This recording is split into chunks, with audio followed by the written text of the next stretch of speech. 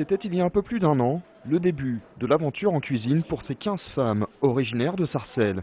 Elles sont les premières à bénéficier de la prestigieuse formation imaginée par Alain Ducasse.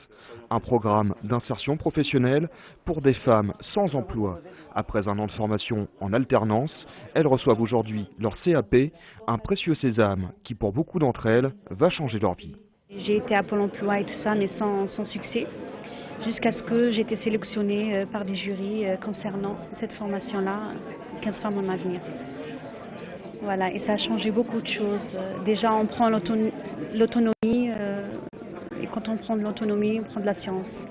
Âgées de 25 à 45 ans, les 15 lauréates avaient intégré l'Institut des métiers de Viguelbel. Elles avaient été sélectionnées parmi 84 candidates, essentiellement pour leur motivation. Une condition sine qua non pour obtenir un CAP en seulement 1 année.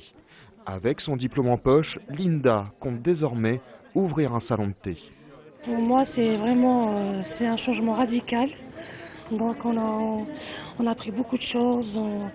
On est parti sur Paris. Moi j'ai fait la formation en Plaza. Donc c'est le premier palace de France. Donc j'ai pas mal de choses.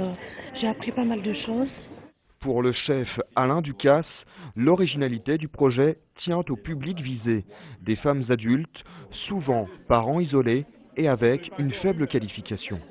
Entre la première fois où j'ai été reçu il y a 15 mois pour un petit déjeuner, elles venaient être sélectionnées, et aujourd'hui, leur regard a changé. Et j'étais en train de dire que c'était tellement important, elles se sont endimanchées, c'est pas rien. C'est-à-dire on est passé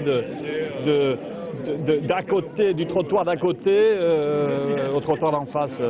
Des cuisines de Matignon au plus grand palace de la capitale, toutes ces femmes ont trouvé un emploi. Le projet 15 femmes en avenir a quant à lui été élargi aux autres communes de l'Est du département et avec de nouveaux partenaires, dont Joël Robuchon.